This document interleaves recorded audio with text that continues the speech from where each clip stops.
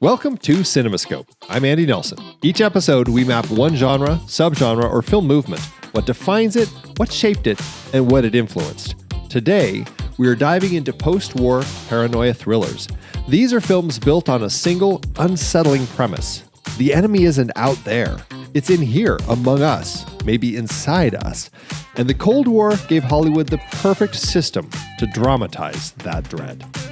We'll move through the cycle thematically rather than film by film, mapping the DNA of paranoia as a cinematic mode, tracing how it evolved, and asking what it meant that an entire era of filmmaking was built on the question, who can you actually trust? Joining me is Tony Shaw, professor of contemporary history at the University of Hertfordshire and author of Hollywood's Cold War. Tony, welcome to the show. This is great. Thanks, Andy. Before we really dig in, I mean, your work sits, particularly with this book, sits right at the intersection of Hollywood and Cold War propaganda. What drew you to looking at that particular territory? And then, I mean, how did this cycle of films kind of fit into this larger story that you've been telling as far as propaganda goes? Yeah, I'll just go a little back. I studied at Leeds University in the north of England in the 80s, and that was one of the few departments of history at the time which, in a revolutionary way, taught historians how to deal with film and media and how to take cinema seriously, which for a lot of historians, that was quite new. So I learned a lot about the use of film as propaganda in the 1930s and 40s, Goebbels and Nazism, Stalin, communism, etc. And I've sort of carried the baton a little bit by writing about propaganda in the Cold War, in that great battle for hearts and minds after 1945. Plus, I'm a sort of kid of the 70s and 80s, raised on James Bond and Rambo films, this sort of thing. So it's fun to look back at those as an historian, films which I knew as a child. But more broadly, I'm interested in how the Cold War was won, essentially. And whereas historians used to write that it was won on the battlefield or by diplomacy or by military means, then more recently, historians, especially cultural historians like myself, have said maybe the Cold War was won and lost in the media or on the sports field or in the shopping malls. And in particular, I'm interested in looking at the role of film, and I'm an archive digger. I'm interested in as much as what was going on behind the scenes of these films as much as what appears on the screen. And so these, if we're going to call them perhaps paranoid films of the first 20 years of the Cold War, really fit nicely into that. Fantastic. That's fascinating to recognize that there's so much to talk about as it comes to propaganda in film, which, I mean, still goes on today. Like it's still, you can still find plenty of examples of propagandistic films. It's not necessarily the same sorts, but I think that there's still arguments to be made with some films that it's more propagandistic than just designed for pure entertainment. Yeah, that relationship between entertainment and information, or entertainment and persuasion, is at the heart of what I'm doing. And I'm sure, in let's say 20, 30 years to come, there'll be plenty to write about, the war, let's say, between Iran and America at the moment, or between Ukraine and Russia, and the way in which the media has played a really important part in that. Obviously, we're in a period of social media where film, cinema, probably isn't as important as the period that we're going to be talking about today. I mean, certainly when we're talking from the 30s through to the 50s, as we know, cinema was at its height of influence then. Absolutely. Well, we're going to be talking across 10 films today. Rather than going one by one, we are going to be grouping them thematically to trace what this cycle was doing and how it evolved. And a quick note, this episode, we are releasing the entire conversation to everyone. No member split, no bonus content held back. So here's the full map. We're starting in 1949 with Carol Reed's The Third Man, jumping to 1952 with Leo McCarey's My Son John, 1953, Carol Reed's The Man Between, 1954, John Hollis and Joy Batchelor's Animal Farm, 1955, Peter Glenville's The Prisoner, 1959, Stanley Kramer's On the Beach, 1962, John Frankenheimer's The Manchurian Candidate, 1964, Sidney Lumet's Fail Safe, 1964, also John Frankenheimer's 7 Days in May, and ending with Martin Ritt's 1965 film The Spy Who Came In From the Cold. And while there's no member bonus content in this episode, if you would like to support the show and get early access and exclusive content on future episodes, you can join for $5 a month or $55 a year. Just head to TruStory.fm/join to learn more. So let's talk a couple minutes about why this is an important, we'll just call it like a mode of paranoia thrillers in this post-war period. It's kind of like right at the hinge of the post-war moment. The war is over, but really, excuse me, the dread hasn't gone anywhere. And now it's just kind of shifted from, the Nazis to suddenly now we have this Cold War. There's from an external enemy with a face to now this internal threat that might not have one. We looked last episode at how the post-war domestic melodrama turned conformity and repression inward, looking kind of how it moved into the home. The paranoia thrillers turn that pressure outward into institutions, ideology, questions of who you can trust. And, I think that the Cold War is such an interesting backdrop for all of this. It forms the logic of this entire thing. It's the world in which information is weaponized, loyalty is suspect, and the thriller's central mystery shifts from who did it to who controls what you're allowed to know.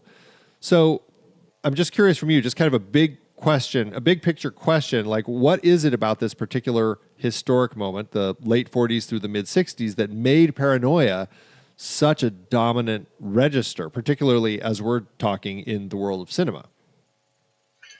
Well, the Cold War on screen and the sense of paranoia, one could argue, started way before the end of the Second World War. The Cold War, in a cultural sense, started, you could say, obviously, with the Bolshevik Revolution, and Hollywood is involved, and so for that matter, great Soviet filmmakers are making movies about the enemy, whether it's capitalism or communism, from 1917 onwards. There are some really interesting Hollywood films, let's say in the 1930s. For instance, a film called Ninochka in 1939, which is a rom-com about what it was like for a female Soviet envoy to visit Paris, who falls in love with Paris and wants to eventually and does defect to the West. So the Cold War in a cultural or cinematic sense starts way before the Second World War, but of course it heats up after the Second World War. You've got various factors here at play. You've got Hiroshima.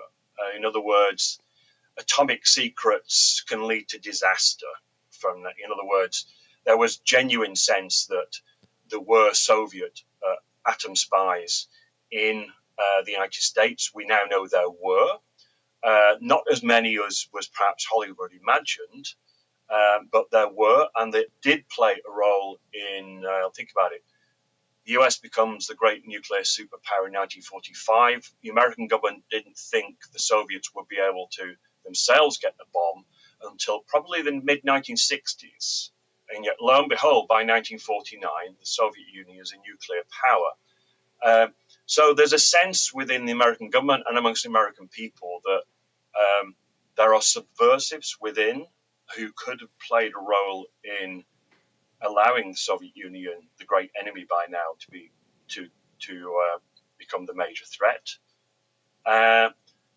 and that if those secrets, it's one thing giving espionage or let's say spies are working in your midst. It's one thing if they're going to find out about what you might have in your military arsenal, but if that leads to the enemy been able to destroy you with bombs in one fell swoop. That's very different indeed. So Hiroshima changes the approach towards war.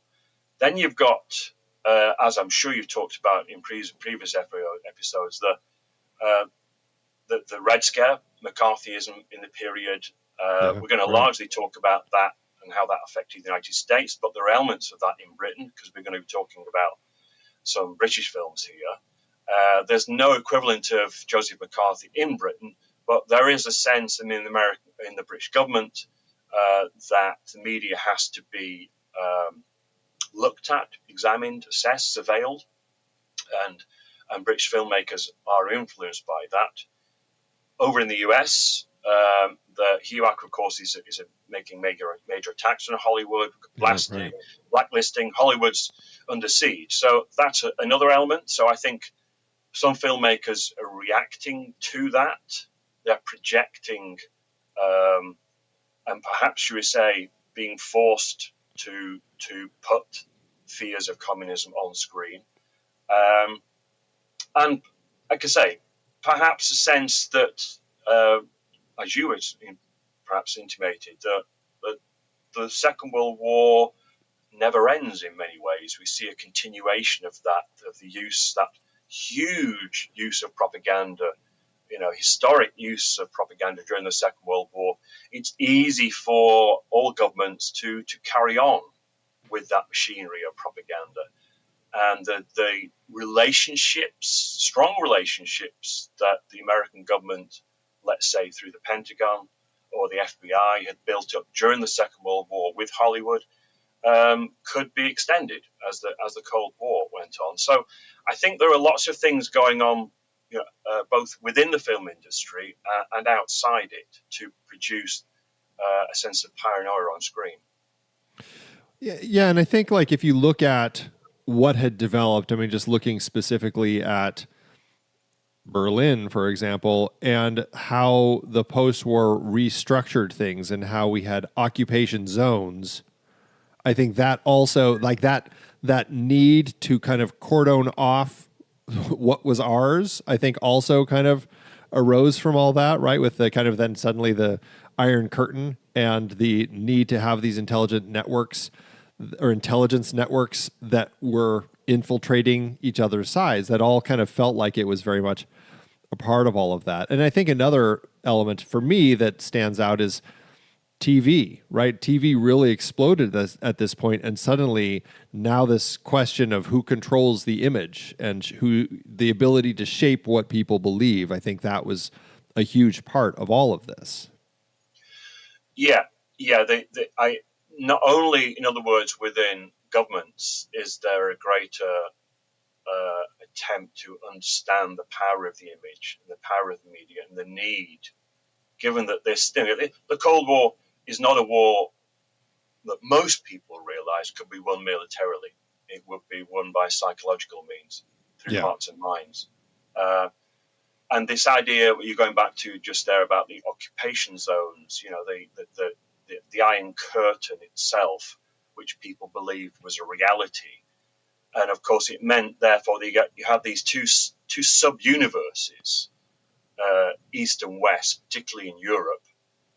Neither, because of a lack of ability to travel from one side to the next, to see into what life was like on the other side, it meant that, espionage was that way more important to find out what the other side was capable of. But cinema and television was that much more influential and important in giving people a picture of what life was really like on the other side. In other words, is to fill the gap left by the fact that these were two closed off societies in many ways. I mean, closed off to one another. And I think cinema, given, seeing is believing, etc., in this conflict, in the Cold War, seeing is believing is all the more important because of the inability of people to travel, to have a real sense of, what is the reality of communism, for instance? What's really going on behind the Iron Curtain? the media fills that vacuum. I think that's absolutely the case. We're definitely seeing how these, mediums for entertainment are suddenly being used for other purposes. I like to talk a lot about kind of like the cinematic family tree, where things fit in this big cinematic family tree. I think that this is an interesting one. Again, it feels very much like, paranoia thrillers, I think, is very much kind of a subgenre of the thrillers anyway. But I think you can also look at what we're talking about, this post-war period, very much kind of a mode within that period. But that certainly drew its influence from film noir, which we also talked about in this particular this mini series that I'm doing. Yeah. I think there's a lot of distrust. You've got compromised protagonists. The moral terrain feels very unstable in film noir. I think that you can see that it pulled from like the wartime espionage thrillers. Like we had plenty of those coming up during the war. You already mentioned kind of like the other earlier 30s and 40s propaganda. I think there was also some anti-fascist films that we had in that period of time with sleeper threats and things like that. And I think a lot of writers were writing about this that people were pulling from, like Graham Greene and John le Carre, Richard Condon, and things like that. And then also, I think at the same point in time, we're starting to get spy thrillers, and I think we'll certainly talk about how this evolved as we get into the 60s and you get things like James Bond and stuff like that. But when you look at how it ties into other genres, do you see other themes that it shares with some of these other types of things? Like even 50s sci-fi, you can still see how there are threads that kind of connect these stories to those stories. Like it all feels very much like it's all kind of intertwined. Yeah, that's right. I mean, I know you've had an episode on sci-fi, and I don't know how you touched on the Cold War or what extent you did, but clearly sci-fi is part of the fear of what's alien, ideologically or otherwise. So sci-fi, I mean, the crime genre, of course, and quite a number of the films that we might touch on today are related to crime. Third Man and The Man Between, I think, are good examples of that. So, I mean, would we bring in combat movies? Perhaps not. There are perhaps elements of these which touch on combat movies or perhaps, I mean, certainly those which we deal with when we come to, let's say, looking on the beach. But even there, it feels like it's more of the mind is the battlefield more than the battlefield is the battlefield, right? Yeah, that's right. But of course, if you are looking at the nuclear thrillers like On the Beach, then there are military elements to it. And I suppose, yes, sure. But in other words, for some filmmakers and for some audiences, I think they're going to be attracted to those films because of that combat element, perhaps that military element.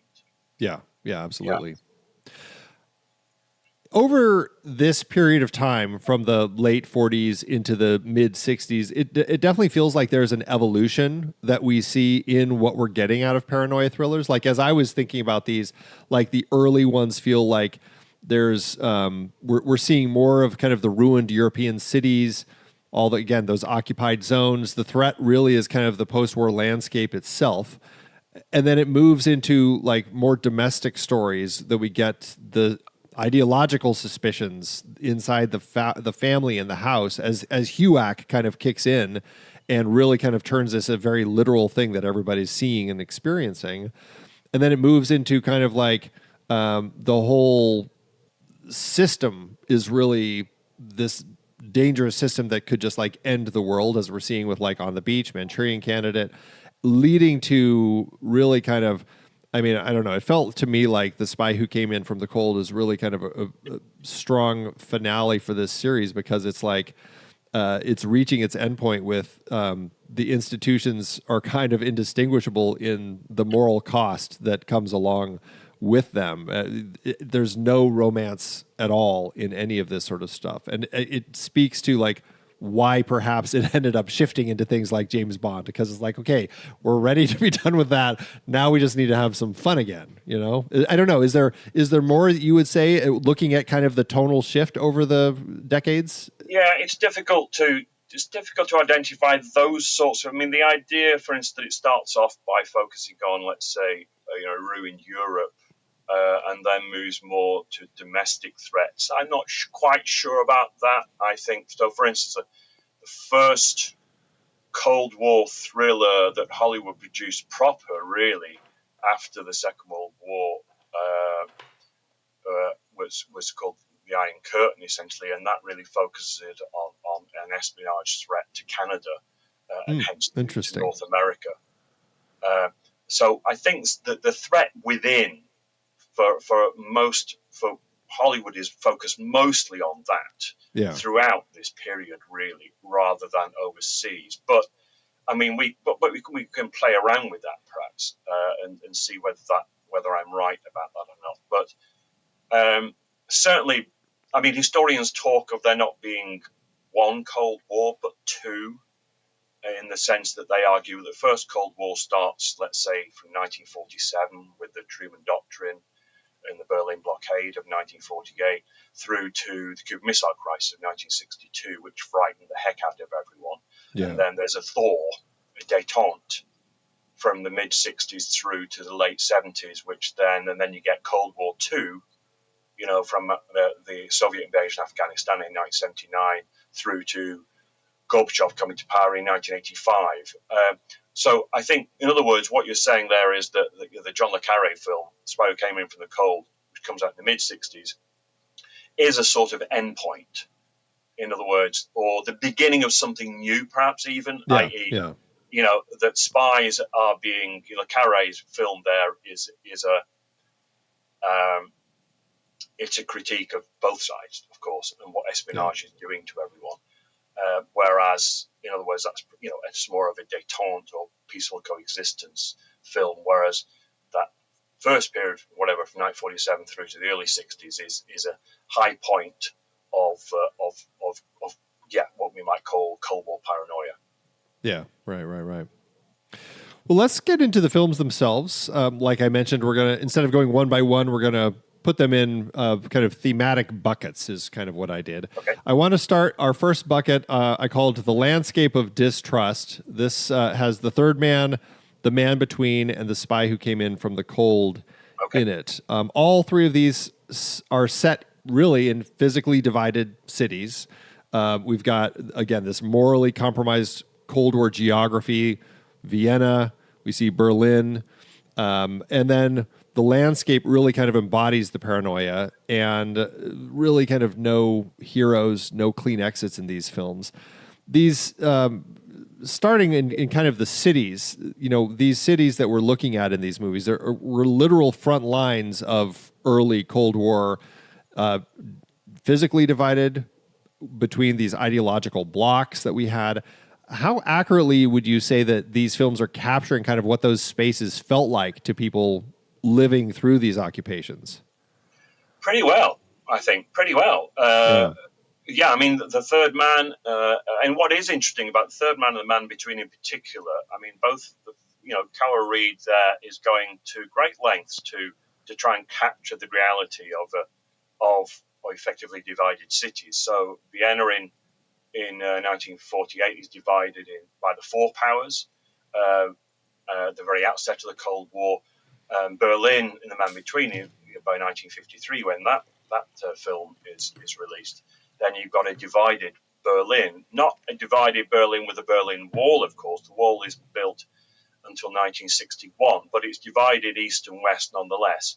And I think Cara Reid does a great job in capturing the destruction of both cities, particularly in The Man Between. I think it captures that really well, and you get some interesting stories. Sort of, I've looked into the making of both The Third Man and The Man Between in some detail, and you get some really interesting context for the films, both in terms of what it was like to be for the filmmakers working in those cities, and who had a role. Stop me if I'm going into too much detail, but so That's fine, yeah.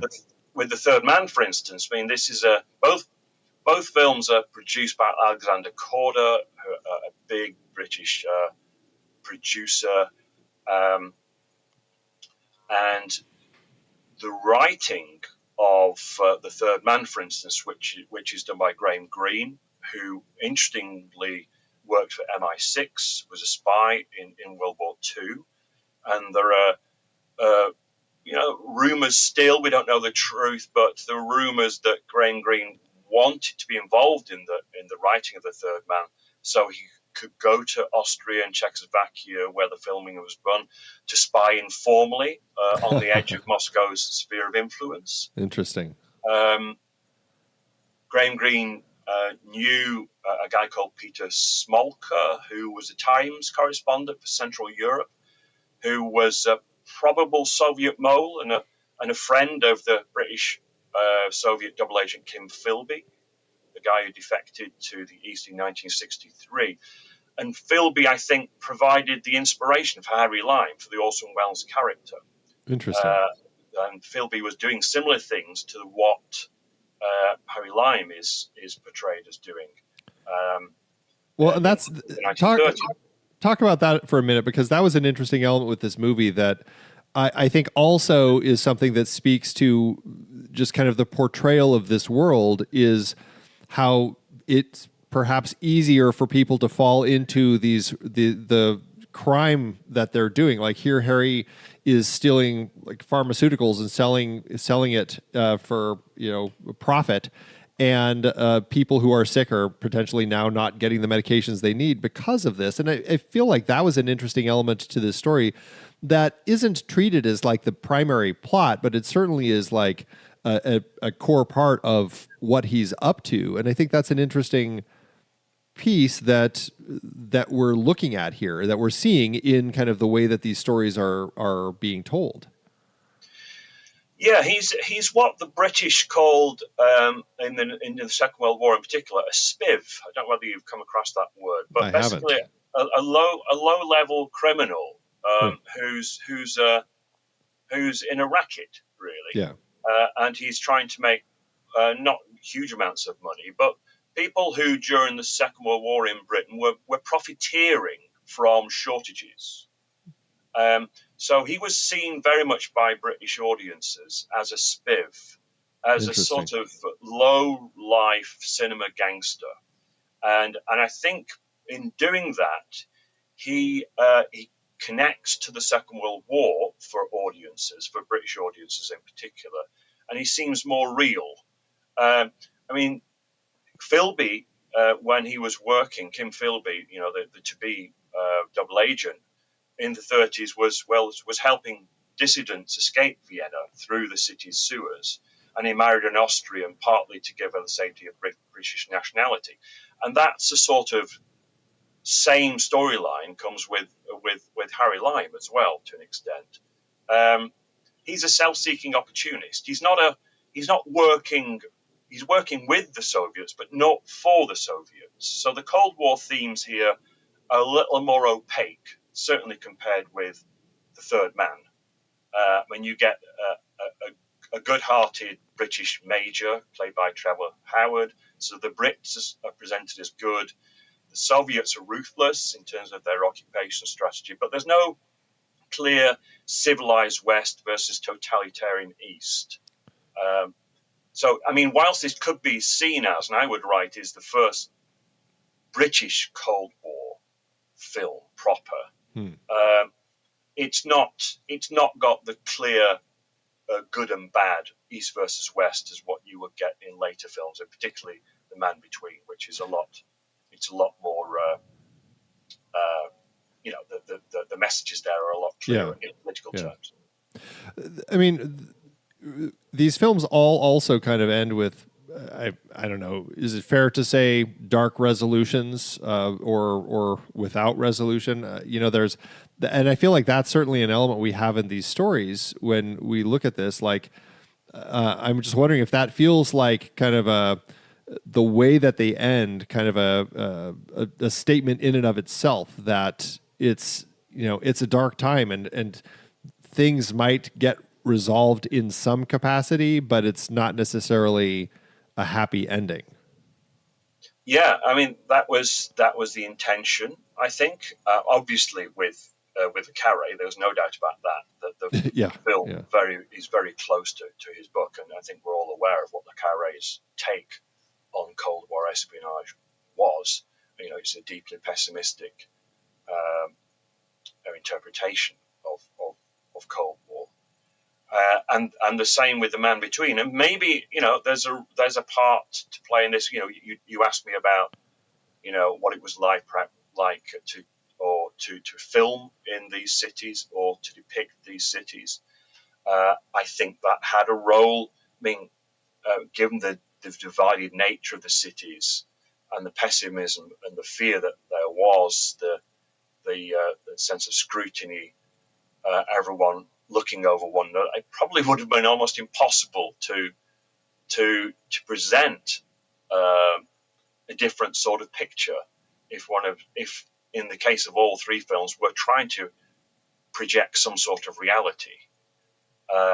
So I think that the location work has an influence on the political messages, and also on the takes of the filmmakers themselves. And none of these filmmakers, none of the directors or the producers of these three films are what we would call ardent right wingers. And there are some directors we're going to touch on perhaps in the other films who were. yeah. So they didn't want to present a sort of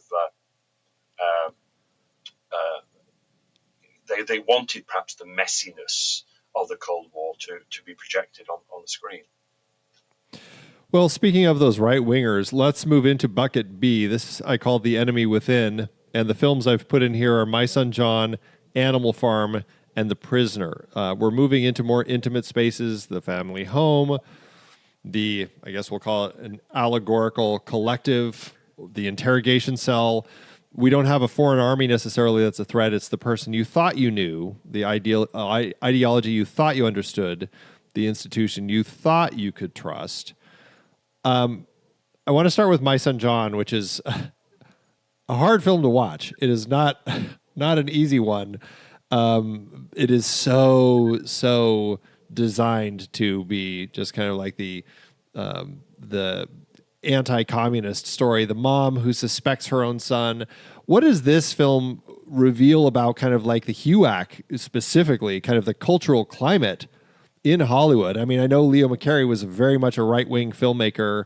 This is a very religious story as far as its framing. This son who's abandoned his church and he's gone to school, and that means that he's now a communist. And like the things that this film is saying are pretty dark by today's standards. And I'm curious, like, how does this connect to how anti-communism was being sold? I mean, that's what they're selling this to people who are going to the theaters to watch it. Yeah, you mentioned HUAC. I mean, there are a number of films that were produced perhaps directly in reaction to HUAC, i.e. certain filmmakers may have wanted to prove that they were loyal to the American cause. I mean, that's not the case with Leo McCarey, as you say. He was a known right-winger, a supporter in many ways of what HUAC was doing, or what McCarthy was saying. Very religious, ardent Catholic, and I think there are so many elements of Leo McCarey's own worldview in this film. He wrote it, he produced it, he directed it. It's his movie, and I think that religious angle, the presenting John's mother as deeply religious, and she's just broken when she finds out, well, she suspects throughout the film, but finds out at the end that her husband, we'll go on to her husband perhaps in a moment, her favorite son, in many ways, has turned against her religion, is a communist spy, and in other words, couldn't have done anything worse in being unpatriotic and anti-Christian. Going on to she's deeply religious. The husband is deeply religious. We see scenes of the father smiting John, the son, with a Bible. You're right about watching this now. I show this to my students, and I warn them beforehand. This is a over 2 hour long film, and it's slow, and some elements of it you probably won't get. So we'll have to talk about that. Well, we can come back to that in a moment. But they just about hang on in there, and they get a sense of what the film is capturing of the period. The real sense of, I mean, you might call it paranoia. You know, we could question that word overall. I mean, I wouldn't want to suggest that all fear of communism, let's say in the United States in this period, was paranoia.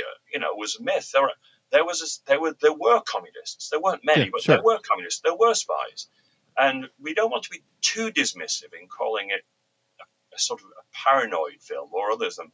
But you're right in the sense that the tropes it uses, the way it presents its fear of communism suggests that the threat is all encompassing. I think that without doubt comes out here. It really comes across that way in the film, and it really is interesting in how it's specifically depicting the family and the sons. Like, we have two sons who are not going off to college. They play football, and like they were football all-stars at high school, and now they're joining the Army. Or the Navy. They're off to join the military and go overseas to do their part. They are depicted very much as, I guess you would say, kind of the typical American that we wanted to see these boys be. They're religious, everything. Again, not getting any additional education. And then you have John, who is the one who did go get educated, and who through that has decided to step away from his religious upbringing to find a different path. And in the scope of the film, it happens to be communism, but it really speaks to how McCary saw the delineation of how you got to be a communist. And it speaks against educational institutions, for sure, secondary education and everything. And it speaks to just doing whatever your government says and just going along with it. You know, it very much speaks to that mentality. Yeah. John's two brothers, of course, are not just going off to join the Navy. They're going to fight in Korea. This is during the Korean War. So they're going to potentially die for their country when they leave. They only have a smaller role in it at the start of the movie. And then the stage is set for John to appear. Yeah, it's an anti-intellectual picture without doubt. There clearly was a wide spectrum of opinion across the US that Marxists had to be intellectuals. They were overthinking things, if you want to put it that way. And John has been influenced into becoming a communist by his college professor. We never see the college professor up close, but we see him at a distance, interestingly. But he's clearly a bad influence, and John talks about him quite a lot. He's jealous. His father is jealous of that. Because in other words, the professor has become some sort of father figure, has invaded himself into the family. In other words, the intellectual, the professor has crept into the family to change the family. There's a big issue about what the mother represents. There's a lot of momism here. This is a phrase which was used at the time, and I have to explain to my students that the mother character is Helen Hayes, a big actor, a well-known actress, especially on stage. She came out of retirement to play in this film. She would have attracted, therefore, a lot of people to go and watch it. You know, she's overbearing, and John has become too close to his mother, and has become perhaps too soft, in inverted commas, because of the influence of his mother. In other words, the perception is that some mothers could be too close to their sons and they could make them weak. I don't think there's much doubt whatsoever that, I mean, there were hints of this by some reviewers at the time, that John is not heterosexual, should we put it that way? So that, again, that homophobic element to a lot of American and British Cold War culture, that, in other words, there's a weakness, these people are deviants, whether it's politically or sexually. That is an element within it. So all of these, and again, all of which were not down entirely to Leo McCarey, but one can see why McCarey might want to be projecting this sort of message. I mean, well, John's a deviant. He's a hypocrite. In other words, he shows no respect to his parents, and ultimately he'll be murdered by his comrades. Well, it's an interesting. I mean, it's a hard film to watch again, but it's an interesting one, and it does pair with like The Prisoner as another example, because here we have a more religion being used as kind of like the battleground, and as opposed to like the family suspecting its son. Here we have the state breaking a cardinal and trying to crack down on him. It's another very interesting look that has kind of a little bit of a similar vibe, although you could say a lot of things are flipped. But I want to step back for a second from those, and I want to just talk about Animal Farm and get the story behind this one, because I think that the production history of it is really why it's on this list. As to, I mean, it's a prominent book that George Orwell wrote, but I think the nature of this animated adaptation of it, I think, speaks to this entire situation that we're looking at. Can you just kind of give us a brief rundown of why this film got made? Yeah. So Animal Farm, as a novel, came out in 1945, was a massive hit in America and in Britain. Orwell was a man of the left, and of course this is an allegory, a fable for what happened after the Bolshevik Revolution and Stalin took over and turned the Soviet Union into a dictatorship. But as well as, like 1984, his novel, which came out in 1949, both 1984 and Animal Farm were intended as critiques of totalitarianism, of dictatorships broadly, whether that's of the right or the left. So they were very popular, very well known. And Orwell dies in 1950, very early, dies only 46, dies of tuberculosis. And then pretty much immediately you get people interested in turning both Animal Farm and 1984 into films. And we now know, I mean, I was, I think, amongst the first of scholars to really dig into this and to digging into particular archives in the UK.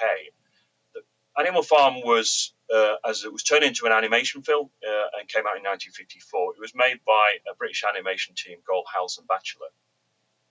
And digging into their archives, I found that the CIA essentially had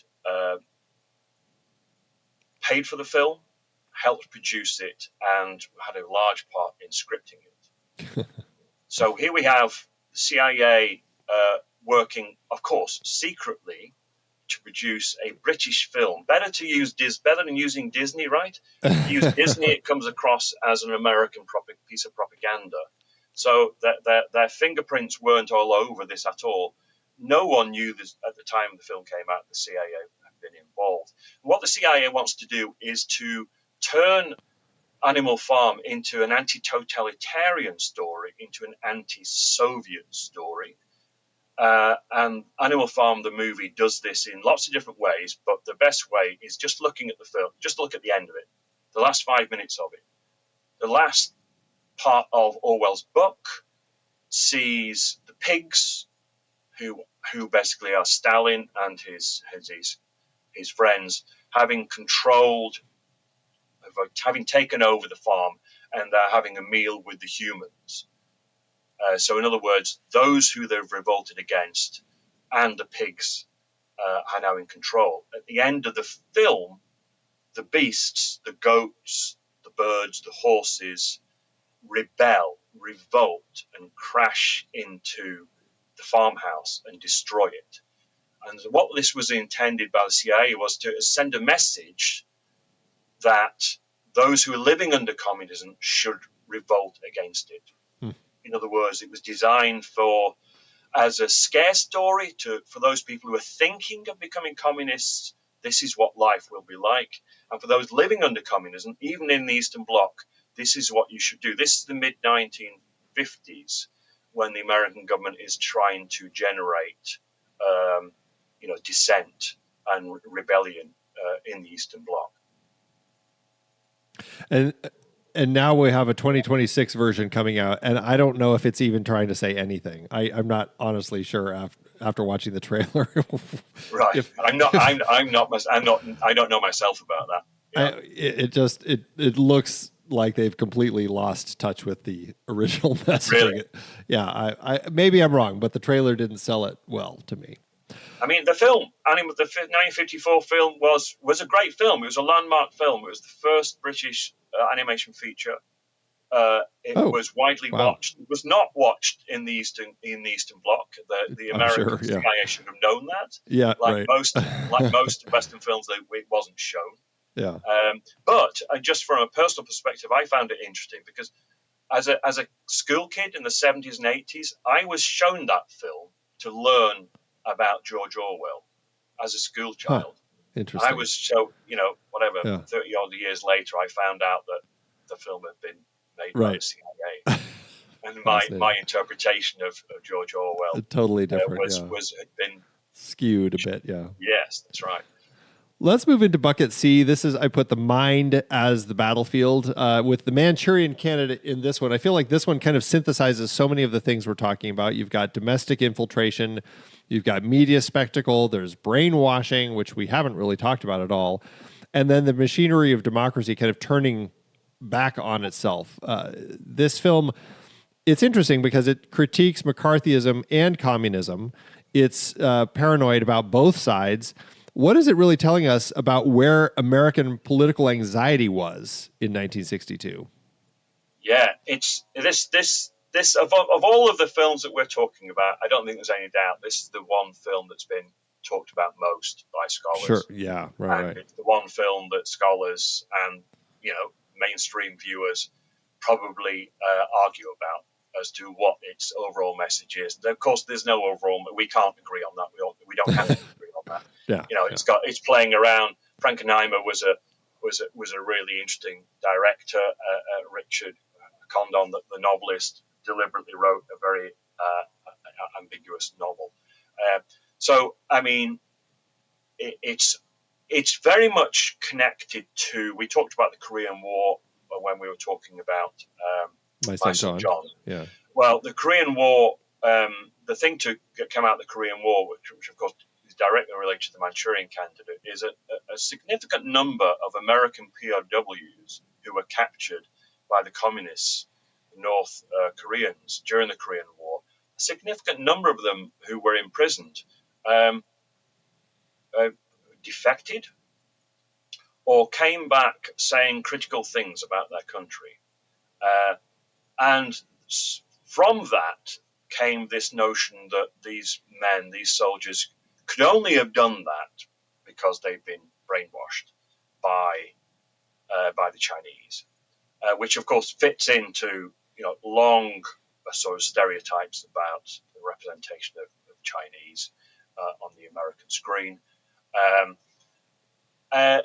There's not much truth whatsoever behind this, but it really captured the imagination of lots of people in the West, particularly in America in the 1950s, and that's what the film is playing on more than anything else. The idea that the villain or the apparent villain in the film is working as a sleeper agent for the Chinese because he's been brainwashed a decade earlier. Yeah. So that is the guiding spine of it, and I think that's what makes it a truly great and interesting Cold War film, because brainwashing, mind control, which touches beautifully on what we've been talking about the Cold War being a war on men's minds, whether that's in propaganda or through espionage and information control, all that sort of thing. But of course, you're right. At the same time, it's also critical of McCarthyism and the hysteria of McCarthyism. So it's critiquing the paranoia which we've been talking about for the last half an hour. Right. Yeah. Which makes it's got so many different interesting levels to it as a Manchurian Candidate. Well, obviously things were very raw when this film came out. And I think that's what's interesting because the real world history of this film is like after the Kennedy assassination, it was pulled. This movie was like not seen for decades because of how they were kind of felt so sensitive about all of these things. And I think that speaks to an interesting element. I know there's the connection between Sinatra and Kennedy, and I'm sure there was some thinking there, but I think it also just speaks to just real, like, raw anxiety people were still feeling. Yeah, I have to confess, I don't know loads about its afterlife, but that doesn't surprise me, given that the shock that there was of the Kennedy assassination. And you're right, the closeness that a number of those involved in the film had towards Kennedy, and I presume by that a fear that there could be copycats. Yeah, right. Who might do something similar. Yeah, it very much fits in with that, and it is coming towards the end of the period that we highlighted at the very outset. In other words, the Cold War is beginning to dip a little, and to a degree, filmmakers are showing perhaps less interest in the Cold War as détente starts to emerge, or a sense of relaxation of relations between East and West. So perhaps there was less of a value for it, or an understanding that people would want to watch it. But I get your point about it would be bad taste. Yeah. Let's jump into our last bucket here. I've called it When the System Fails. We've got 3 interesting films in here: On the Beach, Fail Safe, and 7 Days in May. 2 of these nuclear stories, and one of them is a story about the institution kind of collapsing in on itself.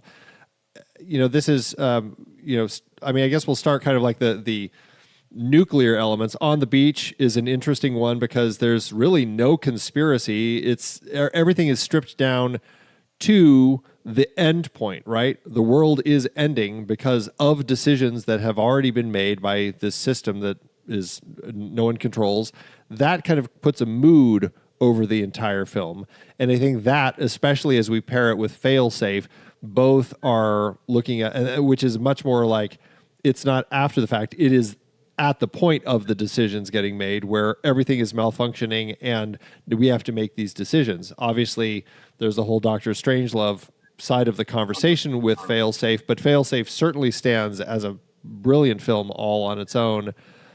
Talk about kind of like this, where were we as far as like the nuclear fears that generated both of these films as kind of part of this paranoia? Yeah, something's happened, hasn't it? By the late 50s, by the early 60s, something big has happened in America for these 2 films to be made. I mean, you've gotten a number of films that were made in the late 40s and early 50s, or even into the late 50s, of films that many of them supported by the Pentagon and show the American Air Force in particular and its nuclear bombs as being sort of protectors of the peace. Or atomic energy being something which would bring something wonderful and progressive to America. By the late 50s, we've started to get the emergence of anti-nuclear groups like SANE or like the Campaign for Nuclear Disarmament in Britain, in part connected to nuclear testing. There are a number of accidents which are leaving people. There's famous accidents, the so-called Lucky Dragon nuclear test near Japan in 1954, which Japanese sailors are caught up in. In other words, by the late 50s, people are beginning to question nuclear weapons and nuclear strategy in particular. You've got, because HUAC has largely disappeared from the scene, TV, as you mentioned right at the outset, is more of a competitor, is up in the game.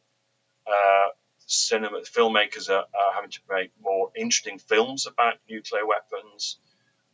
Independent studios have emerged. Stanley Kramer, who makes On the Beach, is an example of an independent producer. So politically, things have changed.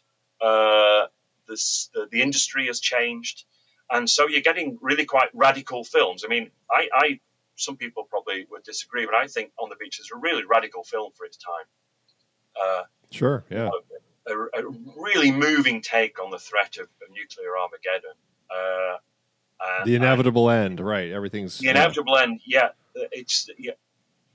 the war has already pretty much taken place. In contrast with Failsafe, you have scenes with Anthony Perkins, who plays an officer in it, having to essentially or talking to his wife about what they're going to have to commit suicide and kill their child in the process, because the alternative is a horrible long death. You got Fred Astaire's character, who's a nuclear physicist. He gasses himself with his car exhaust fumes. I mean, this film doesn't pull punches. No, it's a dark one, yeah. Yeah, and it's not surprising, therefore, how, I mean, the Pentagon was asked to provide support. They, of course, said no. But the CIA even played a role. The CIA was asked to root around in the production to find out whether there was any communist element. They found there was none whatsoever. And then, so the Eisenhower administration decided that it would therefore, once the film has been made, they didn't want the film made, but once it had been made, they decided they'd dump all over it. Eisenhower's administration wanted to do it openly, but then decided to do it more subtly by briefing against it, saying how this is not how things would work in reality. Right. Of course not. Yeah. So it's it's politically deeply controversial. Yeah. And then 7 Days in May is an interesting one, looking at a military coup against a sitting president. And I think it's just an interesting one to throw into this grouping, because it's also this point, especially like coming at this point. I mean, Kennedy was apparently wanting this film to get made because he thought it was a plausible scenario. And then he is assassinated, and this comes out the year after his assassination. And I just think that's interesting, because the president himself felt that this was a conversation worth having publicly and letting people know how this could go, and I find that to be an interesting element that fits into all of this paranoia that we're seeing it like within the system itself. Yeah. Andy, I'm really sorry. I didn't really brush up on 7 Days in May, but I know the broad outlines of it.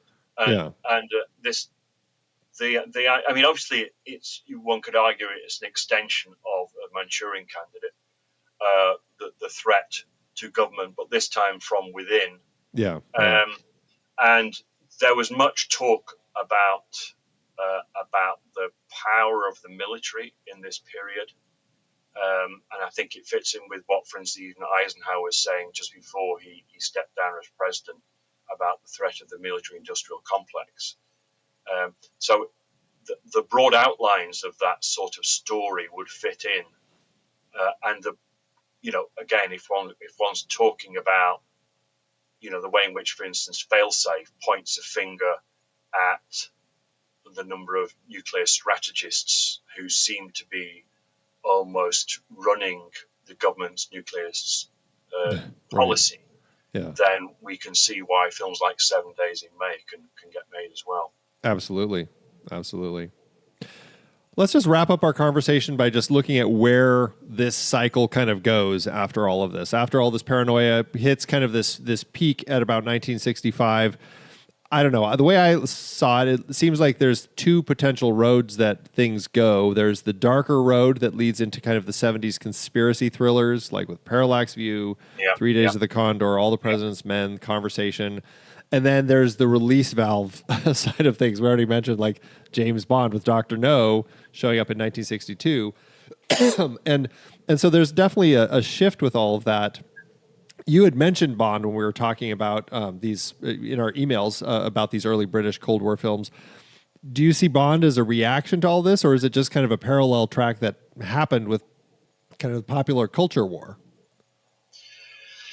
Yeah.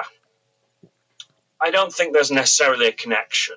I don't think there's a sudden stop and start. I think obviously the Bond novels have been written long before the films appear, and the Bond, some of these, as we know, some Bond films are more about the Cold War than others, and the Bond films are as much about Britain trying to show that it can still flex its muscles on the international scene, perhaps. Right. So, but perhaps there's a sense that, the Cold War now, the representation, cinema's take on the Cold War has to change. To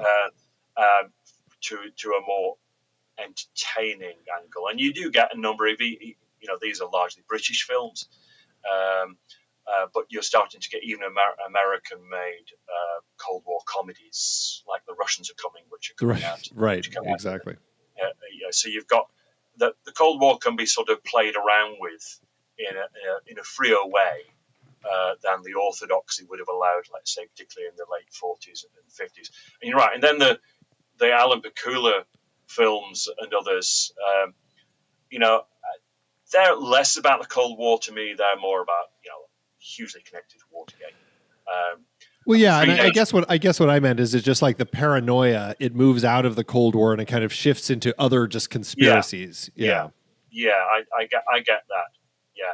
Although, likes of the 3 Days of the Condor, the Robert Redford film, which again is very much a dig at the enemy within. Now he's not communism, but is the CIA. Yeah.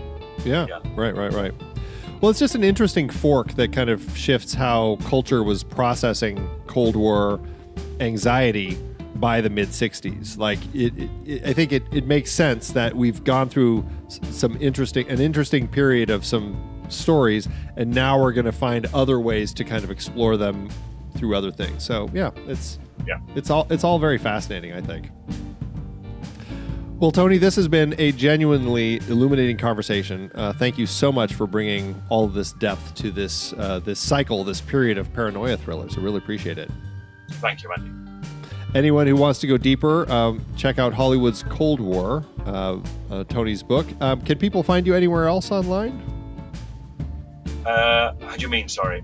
Like any social media? Are you on socials at all? I'm afraid not. No, not social media, no. Okay, no worries. We can drop that bit then. Well, again, Tony, thank you so much for being here. Thank you. All right, let me stop our recording here. Again, just...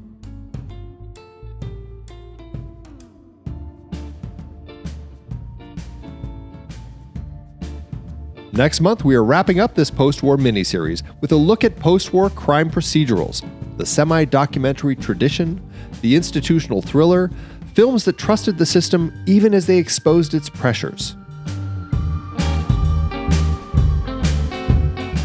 Thank you for joining us on CinemaScope, part of the TruStory FM Entertainment Network.